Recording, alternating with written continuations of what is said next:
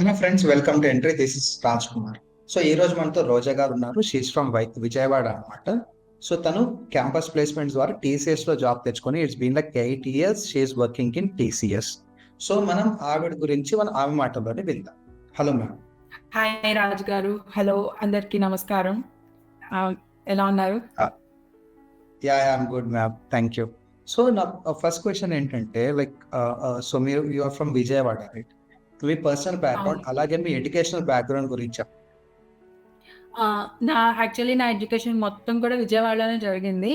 విజయవాడలోనే ఇక్కడ విఆర్ సిద్ధార్థ అని ఒక కాలేజ్ ఉంది. అందులో నేను ఎలక్ట్రానిక్స్ అండ్ ఇన్స్ట్రుమెంటేషన్లో బీటెక్ చేశాను అనమాట. ఎంసెట్ ర్యాంక్. సో నాకు వచ్చింది ఏంటంటే టూ గుడ్ కాదు, టూ బ్యాడ్ కాదు, మీడియోకర్ ర్యాంక్ వచ్చింది 31,000 అప్పుడు 2012లో. అప్పుడు నేను ఎంసెట్ ర్యాంక్ ద్వారానే విఆర్ సిద్ధార్థలో ఏఈలో జాయిన్ అవ్వడం జరిగింది. 4 years కంటిన్యూ చేశా. సో కొన్ని పర్సనల్ రీజన్స్ వల్ల నాకు మీడియోకర్ పర్సంటేజే ఉండేది. అయితే కానీ నాకు చిన్నప్పటి నుంచి కూడా స్కూల్ డేస్ నుంచి మంచి కమ్యూనికేషన్ స్కిల్స్ ఉండేవి. నేను ఎక్కువ ఈ కల్చరల్ ప్రోగ్రామ్స్ ఉంటాయి కదా, ఎస్సే రైటింగ్, ఎలక్యూషను, డిబేట్, చిన్నప్పటి నుంచి నేను వీటిలో బాగా ఉండేదాన్ని. నాకు స్టేజ్ మీద మాట్లాడటం కానీ ఒక కాన్ఫిడెన్స్ లెవెల్స్ ఉండేవి అన్నమాట ఫస్ట్ నుంచి కూడా. సో అప్పుడు టీసీఎస్ ఫైనల్ ఇయర్లో క్యాంపస్ ప్లేస్మెంట్స్ ఫస్ట్ సెమిస్టర్లోనే వచ్చాయి. వచ్చినప్పుడు అప్పుడు ప్రాసెస్ కొంచెం డిఫరెంట్గా ఉండేది. 2015లో ప్రాసెస్ డిఫరెంట్గా ఉండేది. ఇప్పుడు యాక్చువల్లీ ఇంకా చేంజ్ అయింది. ఓకే, అంటే క్యాంపస్ ప్లేస్మెంట్స్ మీకు ఎట్లా థర్డ్ ఇయర్ లోనే స్టార్ట్ అయ్యేదా మ్యామ్, లేకపోతే ఫోర్త్ ఇయర్ లో వచ్చింది, లేకపోతే ఆ ప్రాసెస్ ఎలా ఉండేది ఓవరాల్? యా సో మాకు campus placements 4th year first సెమిస్టర్లో వచ్చాయి. అరౌండ్ సెప్టెంబర్ ఆ టైంలో వచ్చాయి 2015లో. అప్పుడు ఎలా ఉండేదంటే ఆ సిజిపిఏ పరంగా 8+ సిజిపిఏ ఉంటే ఆ ఫస్ట్ రౌండ్ ఉండేది కాదు. రిటర్న్ ఎగ్జామ్లో మనకి ఎక్కువ లాజికల్ రీజనింగ్ ఇవి అడిగేవాళ్ళు అనమాట. ప్రోగ్రామింగ్ ఉండేది కాదు అప్పుడు. సో 8+ సిజిపిఏ ఉంటే ఫస్ట్ రౌండ్ కాకుండా మీరు డైరెక్ట్గా టెక్నికల్ ఇంటర్వ్యూకి వెళ్ళిపోవచ్చు. బట్ నాకు అప్పుడు 8 లేదు. సో నేను ఈ క్వాంటిటేటివ్ అనాలిసిస్లో, లాజికల్ రీజనింగ్లో, వీటన్నిటిలో నాకు చాలా బాగా వచ్చింది ఇన్ని కూడా. సో నేను రిటర్న్ టెస్ట్ రాయాల్సి వచ్చింది.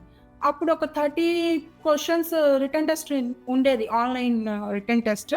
అది నేను రాసేది నేను క్లియర్ చేశాను అనమాట. దానిలో 70% వస్తే అది క్లియర్ అయ్యి మనం టెక్నికల్ ఇంటర్వ్యూకి వెళ్తాం.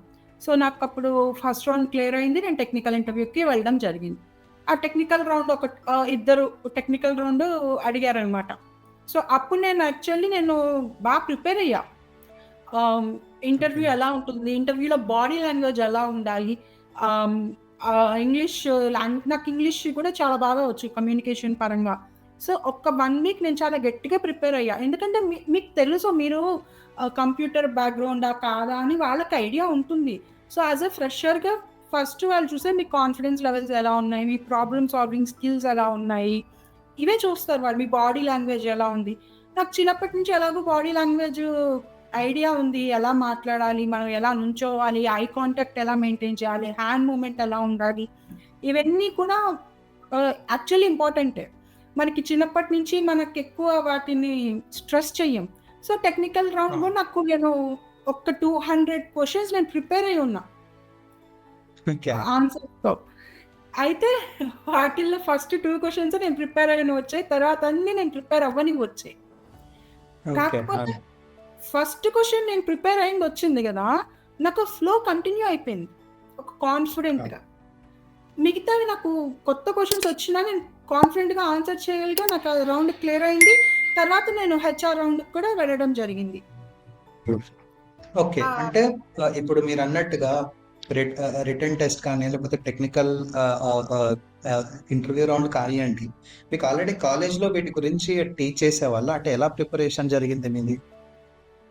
కాలేజ్లో కొంచెం లాజికల్ రీజనింగ్ ట్రైనింగ్ ఇచ్చారనమాట. ఫేస్ ఉంటుంది కదా, ఫేస్ వాళ్ళ ద్వారా మాకు లాజికల్ నాకు. బట్ అంతకుముందే నాకు వచ్చు. నేను యాక్చువల్గా నేను నేర్చుకున్నా అంతకుముందే గేట్ దానిలో. కానీ నాకు చిన్నప్పటి నుంచి కూడా లాజికల్ వచ్చు. కాలేజ్లో ట్రైనింగ్ ఇచ్చారు. ఆ బాడీ లాంగ్వేజ్ మీద కూడా ప్లేస్మెంట్స్ డిపార్ట్మెంట్ తరఫు నుంచి 3rd ఇయర్ నుంచి మాకు ట్రైనింగ్ ఇచ్చారు ఆ విషయంలో. మాకు బట్ నాకేంటంటే నేను చిన్నప్పటి నుంచి నేను స్టేజ్ ఆర్టిస్ట్‌ని కూడా. అంటే నేను మోనో ఆహా! యాక్షన్స్, స్కిట్స్ సో, నాకు అలవాటు ఉండేది. ఫస్ట్ నుంచి కూడా కాన్ఫిడెంట్‌గా చెప్పడం గాని, వాళ్ళు ట్రైనింగ్ ఇస్తారు. కానీ మన సైడ్ నుంచి మనం ఎఫర్ట్ పెట్టాల్సి ఉంటుంది. ఆ నేర్చుకోవడం, హ్మ్. ఇంట్రెస్ట్ మన కాలేజ్‌లో ఎలా ఉంటుందంటే పిల్లలు ఇంట్రెస్ట్ చూపించరు. అప్పుడు అంత తెలీదు కదా వాళ్ళకి. ఆడుతూ పాడుతూ అవును. ఉంటారు. బట్ ఏంటంటే వాళ్ళు నేర్పిస్తారు. నాకు తెలిసి ప్రతి ఓకే. కాలేజ్‌లో కూడా ప్లేస్‌మెంట్ వాళ్ళు కొంతమంది ఎక్స్‌ట్రా మనీ కూడా పే చేయించుకుంటారు. కొన్ని కాలేజెస్ వాళ్ళు మనకు ఐడియా ఉంది. బట్ వాళ్ళు నేర్పించేది మనం యుటిలైజ్ చేసుకోవాలి. మనం కొంచెం అక్కడ హ్మ్. హ్మ్. ఫోకస్ పెట్టి నేర్చుకుంటే ఈజీగానే మనం క్రాక్ చేయొచ్చు. ఓకే. సో, నాకేంటంటే నాకు అలవాటుంది, కాన్ఫిడెన్స్ ఉంది. నాకది ఈజీ అయింది. తర్వాత హెచ్ఆర్ రౌండ్ గ్రేట్. కూడా అంతే. ఆవిడ అండ్ ఇంటర్వ్యూస్ యూజువల్లీ ఎక్కడైనా ఏంటంటే ఇంటర్వ్యూ చేసేవాడు నీకన్నీ వచ్చన్నా కూడా హ్యాపీ ఫీల్ అవ్వడు. యాహ్! నీ చేత ఏదో ఒకటి నీకు తెలీదు అని చెప్పించాలని వాళ్ళు ఎక్స్‌పెక్ట్ జేస్తారు. ఉంటుంది. యెస్. ఆ! సో, అది అంటే ఇంటర్వ్యూయర్ మూడ్ అని చాలామంది అనేస్తారు. ఇంటర్వ్యూయర్ లక్, ఇంటర్వ్యూయర్ మూడ్‌ని బట్టి ఉంటుంది.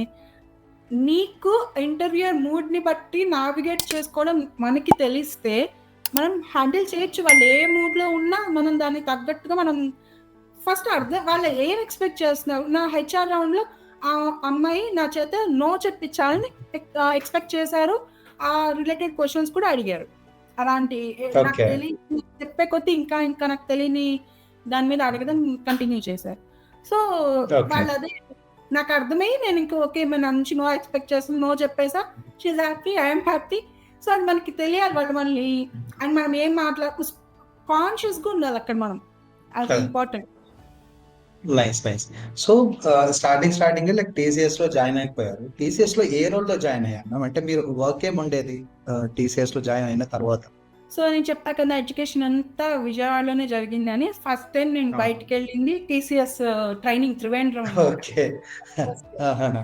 సో, అక్కడ మాకొక 3 మంత్స్ ట్రైనింగ్ ఇచ్చారు. డిఫరెంట్ డిఫరెంట్ మాడ్యూల్స్ మీద జావా అంటే మనల్ని ముందే టీసీఎస్ ఎలా అంటే వాళ్ళు ఫస్ట్ ఆహ్, జాయిన్ అవ్వడానికి ముందు మన ఆన్‌లైన్ ఎగ్జామ్స్ పెడతారు. ఆస్పైర్ అని అలాగా. పెట్టి దానిలో మనకొచ్చిన ఓకే. మార్క్స్‌ని బట్టి మనకి ఒక సర్టెన్ స్ట్రీమ్ అలాట్ చేస్తారు. Java, hmm. Python, dot net, BIPM, Informatica. నాకప్పుడు ఇన్ఫర్మాటికాకే ట్యాగ్ అయింది నాకు. ఓకే. సో, త్రివేంద్రంలో గూడా నేను సీక్వెల్ అప్పటి వరకు నాకు కోడింగ్ అది ఏం రాదు. బేసిక్స్ వచ్చు. అలా మనకప్పుడు 2012 ఆ టైంలో మనకి డేటా స్ట్రక్చర్స్ అంతవరకు నేను ఇంక ఎక్స్‌ట్రా సర్టిఫికేషన్స్ కూడా అప్పుడు చేయలేదు. అప్పుడు నేను ఓకే. సీక్వెల్‌ను, ఇన్ఫర్మాటికా బేసిక్స్ నేను నేర్చుకోవడం జరిగింది ఆ 3 మంత్స్ ట్రైనింగ్‌లో. అక్కడ కూడా వాళ్ళు సాఫ్ట్ స్కిల్స్ ఒకటి, టెక్నికల్ స్కిల్స్ ఒకటి డివైడ్ చేస్తారు. సో, అక్కడ మనకి ఈమెయిల్ రైటింగ్, స్పీకింగ్ స్కిల్స్ 2 నేర్పిస్తారు. Writing skills okay. అంటే బేసిక్‌లీ ఇవి చాలా ఇంపార్టెంట్. ఆ! మనం ఎస్పెషల్లీ సాఫ్ట్‌వేర్ ఇండస్ట్రీలో వింటూ ఉంటాం. నువ్వు చేసిన పనిని నీకు ప్రెజెంట్ చేసుకోవడం తెలియాలి అని. తెలియాలి. దానికి సాఫ్ట్ స్కిల్స్ చాలా ఇంపార్టెంట్. మనకేంటంటే చిన్నప్పటి నుంచి వాటిని అంత స్ట్రెస్ చేయరు. వాటిని ఇంపార్టెన్స్ ఇవ్వరు. అవును. ఫస్ట్ నుంచి కూడా.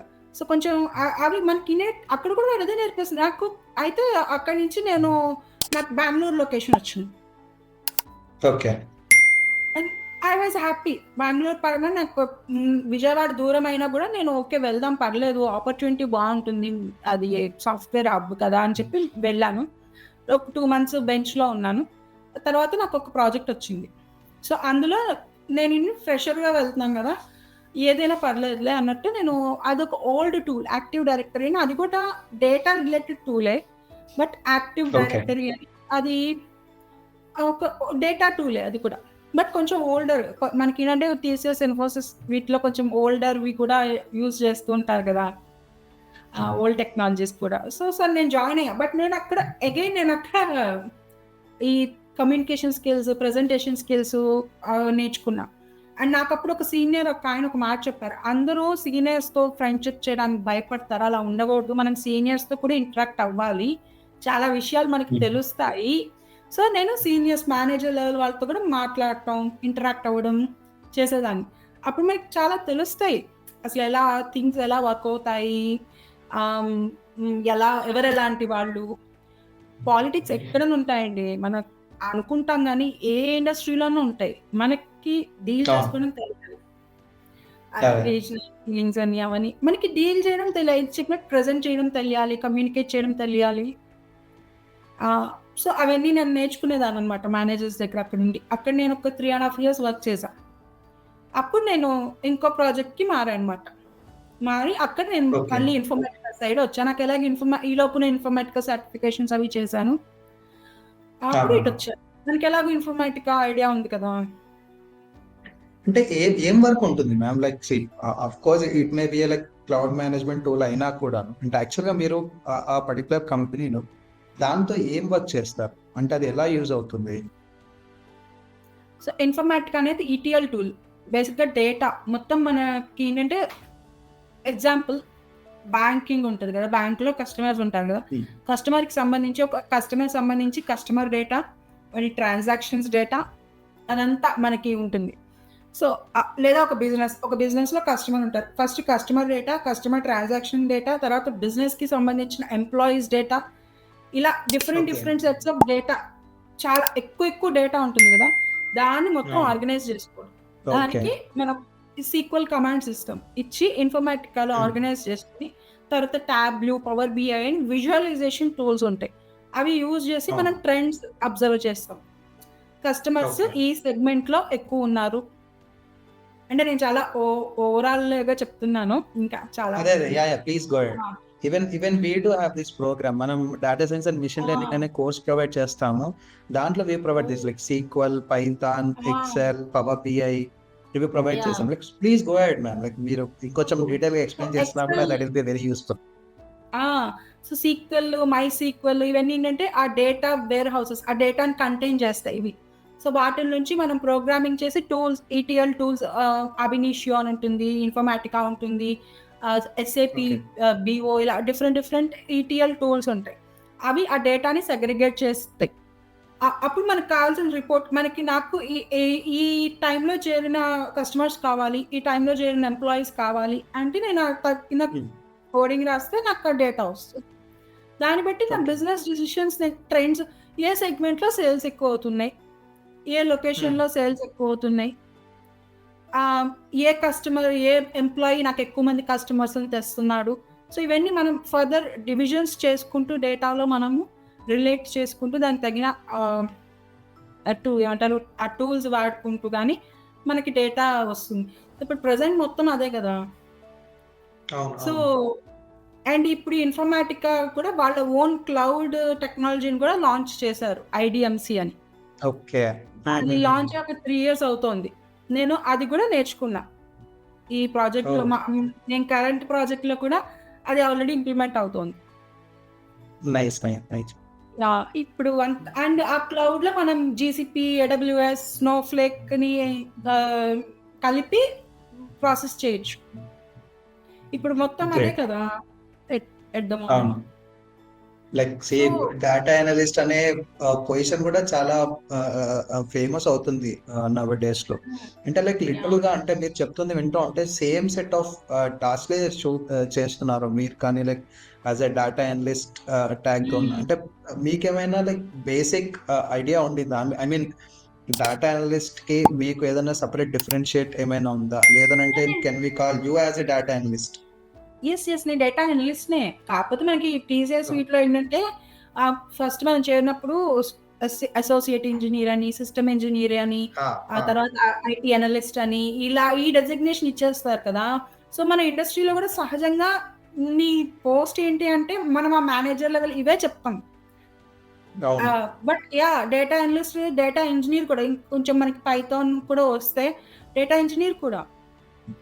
ఇప్పుడు అండ్ రెండు కలుపుతున్నారు. ఇప్పుడు నా ఫ్రెండ్స్ కొంతమంది జావా ఉన్న వాళ్ళు సీక్వెల్ నేర్చుకొని ఇప్పుడు ఏంటంటే అక్రాస్ టూల్స్ మనం మోర్ దాన్ 1 tool యూస్ చేసి ఫాస్టర్గా అవ్వటం కోసం మనం చేస్తున్నాం కూడా ఇప్పుడు.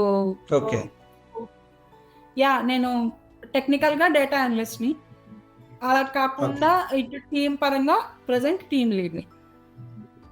సో ద డిజిగ్నేషన్స్ వేరే అయినా కూడా ద వర్క్ అనేది సేమ్. యా అంటే డెసిగ్నేషన్ మీరు ఇంటరాక్ట్ అయ్యే జనాలు మారిపోతారు కదా. ఇప్పుడు టీమ్ లీడర్ ఎగ్జాక్ట్లీ. నలుగురిని హ్యాండిల్ చేయాల్సి ఉంటుంది. అది కొంచెం ఇబ్బంది అంటే అది పెరిగే కొద్దీ మనకి అది కూడా మారుతుంది కదా. అవును, అవును. ట్రైనింగ్స్ ఇవ్వాల్సి ఉంటుంది. చెప్పండి.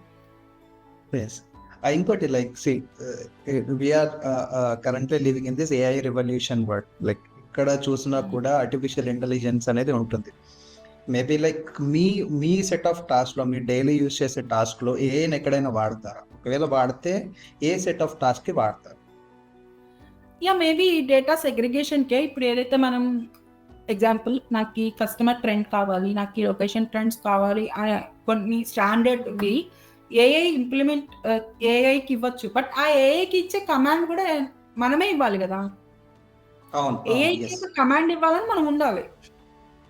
But maybe number of people తగ్గుతారేమో, కంప్లీట్ గా నెసెసిటీ అనేది ఉండదు అని అయితే ఉండదు. ఇప్పుడు ఎలా మనం ఇన్ఫర్మేటికా నుంచి క్లౌడ్కి వచ్చాం, క్లౌడ్ నుంచి ఏఐకి వస్తాం. అది మనం కాన్స్టెంట్ గా అప్గ్రేడ్ చేసుకోవడమే. ఎక్కడైనా అది ఇన్ఫాక్ట్ ఏ ఇండస్ట్రీ అయినా అది ఉంటుంది. అంటే మనం దీన్ని కొంచెం ఎగ్జాంపుల్ చెప్తున్నా. సపోజ్ నేను ఒక క్లాతింగ్ ఇండస్ట్రీలో ఉన్నా కూడా నేను ట్రెండ్స్ ని బట్టి అప్డేట్ అవ్వాలి కదా. ఫుడ్ ఇండస్ట్రీ ఏదైనా. సో అది మనకి ఇక్కడ ఒక భయం ఫీల్ అవ్వాల్సిన పనేం లేదు. ఎక్కడైనా మన ట్రెండ్ని బట్టి అప్డేట్. ఇప్పుడు ఇంతకు ముందు మనం ఆన్లైన్ ఆర్డర్స్ తీసుకునే వాళ్ళం కాదు. ఇప్పుడు ప్రతిదానికి మనం ఆన్లైన్ ఆర్డర్స్ తీసుకుంటున్నాం. ఇది కూడా అంతే. దానికి మనం అడాప్ట్ అయ్యి దాన్ని మనం యూటిలైజ్ చేసుకుంటే అది కంప్లీట్గా అన్నీ చేయలేదు. అండ్ ఒకవేళ దానికి మనం అన్నీ ఇవ్వలేము కూడా కదా మెషిన్కి. End of the day complete authority దానికి ఇవ్వలేము. ఎందుకంటే ఒక చిన్న బగ్ మొత్తం. సో ఒక సూపర్విజన్ ఖచ్చితంగా మాన్యువల్ ఇంటర్వెన్షన్ ఉంటుంది. సో అయితే అడాప్ట్ అవ్వడం అంతే. అంటే అందరూ ట్రెడిషనల్ వే ఆఫ్ సెట్టింగ్ కి అలవాటు అయిపోయి కొత్తగా ఏదో వస్తుందని అంటే నేర్చుకోలేక భయపడుతున్నారు అంతే. ఎగ్జాక్ట్లీ అండి. ఏంటంటే నిజంగా భయం అది. ఏంటంటే మనకి జనరల్ గా ఒక జోన్ లో ఉన్నాం కదా. ఇప్పుడు కొత్తది ఎందుకు చేంజ్ కి ఇష్టపడం మనం. దానికి మనకి ఆపర్చునిటీని వాడుకోవడం తెలియాలండి. అది ఏ ఆపర్చునిటీ అయినా కూడా మనకి నేర్చుకుంటూ ఎప్పుడు కాన్స్టెంట్ లెర్నింగ్ ఉండాలి అంతే. అది అంటే స్టూడెంట్స్కి కూడా మనం ఇంట్లో కానీ అంటే ఇంట్లో కూడా మనం చెప్పాలి. కాలేజెస్ ఇన్స్టిట్యూషన్స్ వాళ్ళు ఎప్పుడో ప్రోగ్రామ్స్ పెడుతూనే ఉంటారు. పేరెంట్స్ కూడా వాటికి వెళ్ళు. చాలా పేరెంట్స్ ఇప్పుడు అవి అవసరమా ఇవి అవసరమా కొన్ని నలుగురిలో తిరగాలి. ఒక గ్రూప్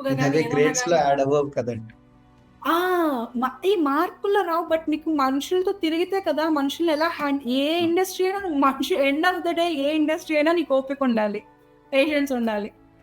ఇన్స్టెంట్గా ఏది అవ్వదు. అండ్ ఏ ఇండస్ట్రీ అయినా మనుషులతో తిరగాలి. అప్పుడే నీకు ఎక్కడ అవకాశం ఉంది, దాన్ని మనం ఎలాగో యూటిలైజ్ చేసుకోవచ్చు అని కూడా తెలుస్తాయి. సో నేను యాక్చువల్లీ ఇప్పుడు నేను కంపెనీ చేంజ్ అవుదాం అనుకుంటున్నాను. ఎందుకంటే 8 years చేశాను. మనకి తెలిసిందే మనీ పరంగా కానీ అవేర్నెస్ పరంగా కానీ చేంజ్ ఎప్పుడోనే అవ్వాలి. నేను కొంచెం మధ్యలో కోవిడ్ వచ్చినప్పుడు నేను కావాలని రిస్క్ వద్దులే ఇప్పుడు అనుకున్నా. యాక్చువల్ అప్పుడే చాలా మంది చేంజ్ అయ్యారు కూడా. ఓకే. బట్ నేను I'm open to challenges usually. Okay, nice. Like మనం దీన్ని కంటిన్యూ చేద్దాం. లైక్ ఇప్పుడు ఒకవేళ anyway you are planning to shift, మేము చూస్తున్నా కూడా like you have to apply for this interviews, jobs, interview ఇవ్వడము, ఆ ప్రాసెస్ అంతా ఉంటుంది. అలాగే వేరే కొత్త వాళ్ళు ఎవరైనా మేబీ న్యూ కమర్స్ లైక్ ఇప్పుడు వచ్చే వాళ్ళు అడ్వాన్స్డ్ వర్షన్ లో ఉంటారు. ఇప్పుడు వచ్చే వాళ్ళందరూ కాలేజ్ బయటకు వచ్చే వాళ్ళందరూ what sort of like basic advice that you can give to them? Like ఒక న్యూ కమర్ ఎవరైనా ఇండస్ట్రీలోకి ఇప్పుడు రావాలని అనుకుంటే what are like 2 or 3 basic things that they need to make sure they are perfect in those things? అది అంటే ఇప్పుడు నేను అబ్జర్వ్ చేసింది ఒకటి, కొంచెం పేషెన్స్ ఉండట్లే వాళ్ళకి. ట్రూ. దేనికైనా ఇన్ జనరల్ రిజల్ట్ ఫాస్ట్ గా వచ్చేయాలన్నట్టు ఉంటున్నారు. కొంచెం first have patience. Me efforts మీరు పెట్టండి. yes. అండ్ అసలు ఫస్ట్ మీకు ఏది ఇష్టం? ఈ రోజున ఐ మీన్ ఇప్పుడు ఎవరైతే పిల్లలు వస్తున్నారో వాళ్ళ పేరెంట్స్ మరి మనప్పుడు అంత జాబ్సే ఉండాలి అనేం లేదు కదా. ఇప్పుడు కొంచెం డిఫరెంట్గా ట్రై చేద్దాం, ఎన్నో కెరీర్ ఆప్షన్స్ వేరేవి ట్రై చేద్దాం అన్నప్పుడు పేరెంట్స్ ఓపెన్గానే ఉంటున్నారు. కాబట్టి మీ ఇంట్రెస్ట్ ఎక్కడుంది ఫస్ట్ ఆఫ్ ఆల్ ఐడెంటిఫై చేయడానికి చూడండి. మాకు లేదు ఇటే ఇంట్రెస్ట్ అంటే రండి, మీ ఎఫర్ట్ మీరు పెట్టండి, ఆప్టిమిస్టిక్ ఉండండి, పేషెంట్గా ఉండండి. నాకు తెలిసి అంతే, దట్స్ ఇనఫ్ నన్ను అడిగితే. ఈ అంటే Yes, yes. పర్సనాలిటీ పరంగా మీరు క్లియర్గా ఉంటే నిజానికి you can go forward. Nice. అంటే నా అడ్వైస్ అయితే ఇదే, హార్ట్కి తీసుకోకండి. Yeah. ఇప్పుడు ఏంటంటే ఇప్పుడు జనరేషన్లో హార్ట్కి తీసుకోవటం. సో ముందు మీరు మెంటల్గా స్టేబుల్గా ఉండండి. ఇవాళ కాకపోతే రేపు వస్తాయి, మంచివి వస్తాయి, బోల్డ్ ఆపర్చునిటీ ఎక్కడుందనేది ఐడెంటిఫై చేయండి, ఎక్స్ప్లోర్ చేయండి, మనీ వేస్ట్ చేయకండి. ఇట్స్ ఆల్ అబౌట్ పర్సనాలిటీనండి అకార్డింగ్ టు మీ. నీ పర్సనాలిటీ బాగుంటే you will reach heights. Simple. Great. Yeah, Yeah. So చాలా సింపుల్ గా చెప్పారు. And thank you very much. Like మనం ఏదైతే స్టిక్ అవుదాం అని అనుకున్నామో, like you gave like so much information. There are so many things in it in this like last 20 minutes of conversation. Maybe I'm very much looking forward to like do these conversations again and again. Thank you very much, ma'am. Thank you for the opportunity. Thank you. Bye.